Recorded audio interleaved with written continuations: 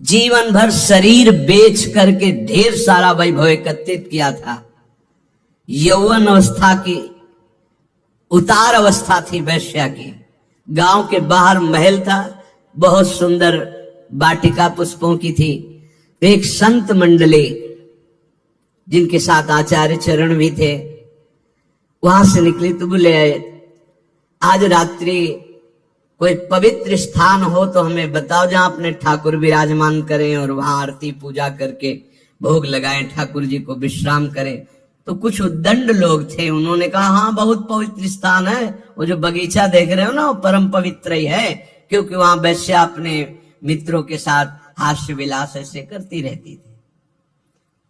संत सरल चित्त, कहीं कोई संशय नहीं, विश्वास, गए वहां, जल छिड़का, सोहनी लगी, ठाकुर जी विराजमान हुए। बस थोड़ी ही देर में भोग लगने के बाद जब आरती हुई, संध्या आरती, तो शंख घंटा नाद। वैश्या ने सुना कि मेरे बगीचे में शंख घंटा नाद कहां से, मैं तो नीच आचरण कर दृष्टि डाली तो एक से एक परमहंस महात्मा। ओहो, मुझ अभागिनी के भाग्य खुल गए, ये भगवत प्रेमी महात्मा कहां से आ गए। अभी तक तो कौओं जैसी चेष्टा करने वाले लोगों का संग हंस कैसे आ गए हमारे बगीचे में। आज मेरे ऊपर भगवान की विशेष कृपा, अहेतुकी कृपा, क्योंकि मेरे कोई ऐसे आचरण नहीं जिससे भगवान प्रसन्न हो, क्योंकि बिना भगवान के प्रसन्न हुए ऐसे महापुरुषों का दर्शन कैसे हो सकता है। गई, स्वर्ण के कुछ मुद्राएं, चांदी की मुद्राएं, कुछ फल मेवा आदि रखकर, महाराज स्वीकार करो। कौन हो तुम? भगवान जिस बगीचे में बैठे हो इस दासी का ही बगीचा है। कौन हो तुम? वैश्यावृत्ति से जीवन निर्वाह करने वाली हूं, मैं वैश्या हूं। हाँ बेटा, कोई बात नहीं, भगवान के तो सब संतानें हैं, कोई बात नहीं, पर हम लोग तुम्हारा ये फल, ये धन, ये भोग सामग्री नहीं पा सकते, शास्त्र मर्यादा है। तो क्या भगवान हमारे उद्धार के लिए कोई रास्ता नहीं है? तुम सब संपत्ति, आभूषण ये बेच करके एक रत्नों का हार बनाओ और रंगनाथ जी के माथे पे धारण करो, सारे पाप नष्ट हो जाएंगे, तुम्हें भगवत प्राप्ति हो जाएगी। और आज से वैश्यावृत्ति बंद। अब भगवान वचन देती हूं, आज तक कभी ऐसा आनंद प्राप्त ही नहीं हुआ था संत समागम का। वचन देती हूं कभी अब इस शरीर को अपवित्र नहीं करूंगी। और सब आभूषण जो जो वैभव बेचने वाला था बेच करके, फिर उसके मन में आया कि क्या मुझे मंदिर में जाने दिया जाएगा। आचार्य चरण से प्रार्थना की, प्रभु मैं वैश्या हूं और प्रसिद्ध हूं, क्या मुझे मंदिर में जाने दिया जाएगा? तो उन्होंने कहा जब हम आदेश करेंगे तो मंदिर में जाने दिया जाएगा, तुम अपने हाथ से समर्पित करना, प्रभु स्वयं स्वीकार करेंगे। जब द्रमई दीन दयालु राघव तो साधु संगति पाई। जब साधु संगति मिल जाती है तो संस्कृति का अंत हो जाता है। सबको आश्चर्यचकित था, इतनी नीच आचरण करने वाली अपने हाथ से कैसे भगवान के मस्तक पर, मुकुट पर। आचार्य चरण ने कहा जब तैयार हो गया मुकुट, चलो। जो ही आगे चलना हुआ रुक गई। भगवान मेरा पाप, मेरा पिंड नहीं छोड़ रहे। क्या हुआ? मैं रजस्वला हो गई। अब कैसे? कर तुम मकर तुम अन्यथा कर तुम, सर्व समर्थ आचार्य, इष्ट से भी ज्यादा।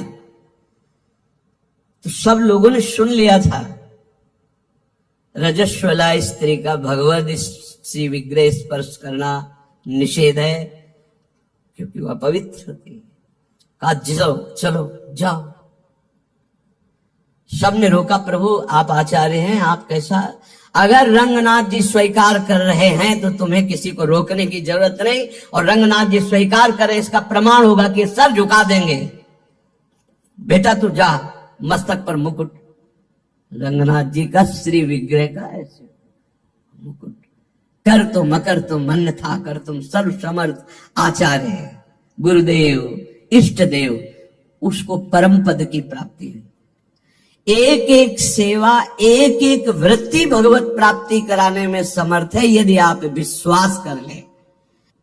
दूसरा, कृष्णदास जी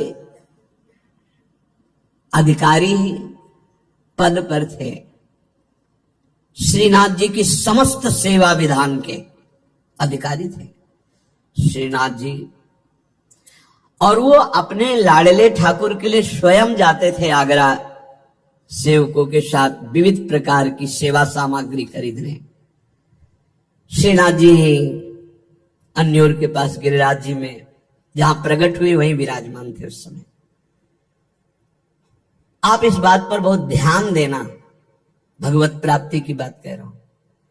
वहां गए तो सैकड़ों लोग घेरे हुए थे, तो सोचा क्या हो रहा है देखे, तो एक वैश्यावृत्ति से अपना जीवन निर्वाह करने वाली नवीन वैश्या नृत्य करके लोगों से अर्थ ले रही थी।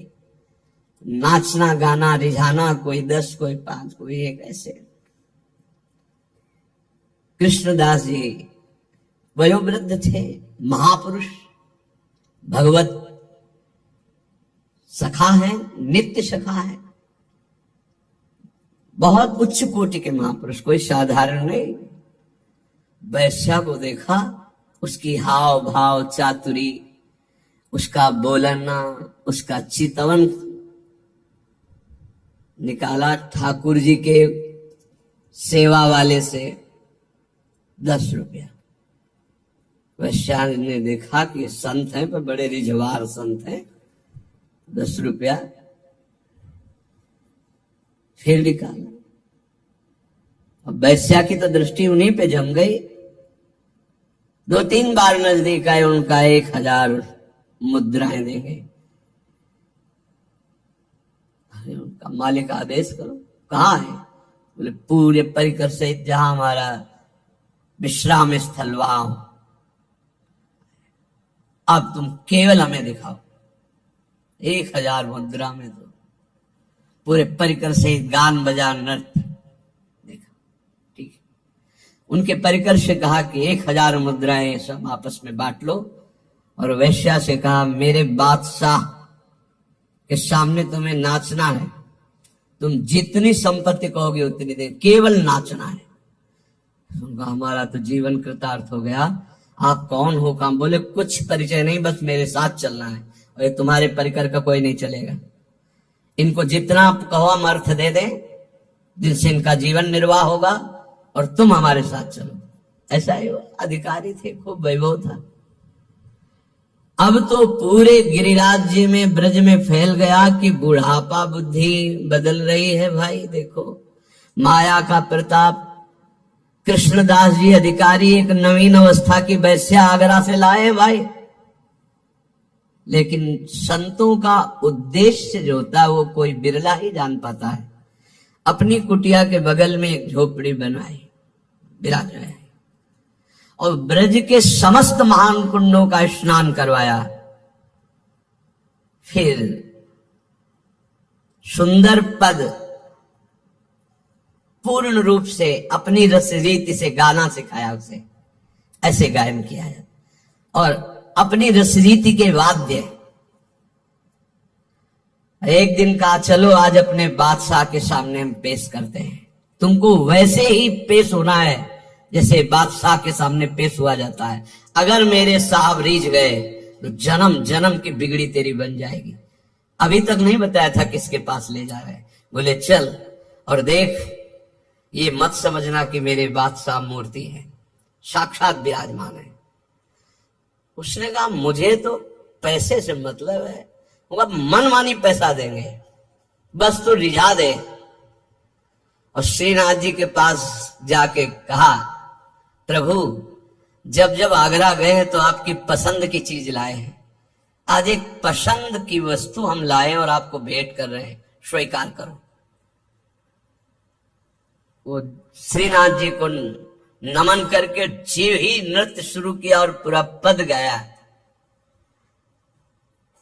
पद गा के जीव ही ऐसे किया, ऐसे देखा, कोटि मनमथ मन मथा, करोड़ करोड़ काम को मूर्छित कर देने वाले अधरों पर बंशी, विशाल नेत्र, बंक कटाक्ष, एक मुस्कान में मर गए, प्राण निकल गए, उसी क्षण निकल गए, परम पद को प्राप्त। क्या है भगवत प्राप्ति? क्या किया इसने अभी तक?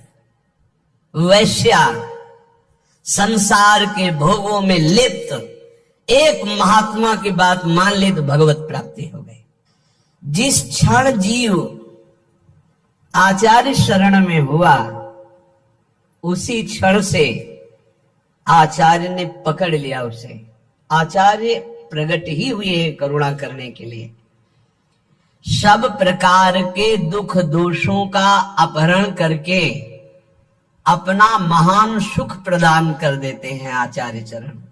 भगवत रसिक जी कहते हैं, जिस दिन से मैं स्वामी हरिदास जी की शरण में हुआ,